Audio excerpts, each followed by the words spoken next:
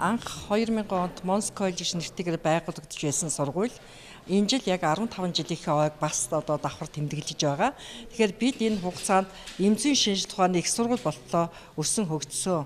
Монс группийн 25 жилийн ойг угтаж 25 бүтээлч ажлыг ажлыг өрнүүлсэн байгаа. За тэгээ өнгөрсөн хугацаанд бид нар 25 бүтээлч ажлаа бүгдийг нь биелүүлчихэд яг өнөөдөртөө золгож байна. За энэ хугацаанд бид нар байгууллагынхаа магадлан итгэмжлэлийг 2 дахь удаага 10 жилээр магадлан итгэмжлүүлсэн байгаа.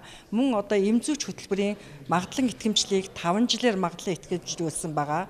Мөн эмзүү чиглэлээр докторийн сургалт, уламжлалт хамгаах ухааны чиглэлээр магистрийн сургалтыг бол шинээр явуулахаар бол эрхээ авсан байгаа. Мөн 3 чиглэлийн шинэ яг өдийд хэрэгжиж байгаа 3 мэргэжлэр сургалт явуулахаар эрх авсан байгаа. Мөн гадаад харилцаагаа өргөжүүлж бид 3 дээр нэмэх нь 2 гэсэн тийм хамтарсан хөтөлбөрийг эргэжүүлж байгаа.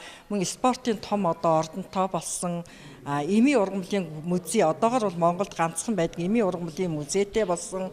За тэгээд технологийн том лабораторитой болсон. За гих мэтчлэнгийн маш их олон ажил байгаа. Манай сургуулийг сурч төгссөн бүх төгсөгч нартай болон одоо суралцж байгаа бүх оюутнуудаа эрдэмтэн мэрэгдтэй бүгдээрэнд нь баярын мэнд хүргэж сайн сайхан бүхнийг хүсэн ёроо.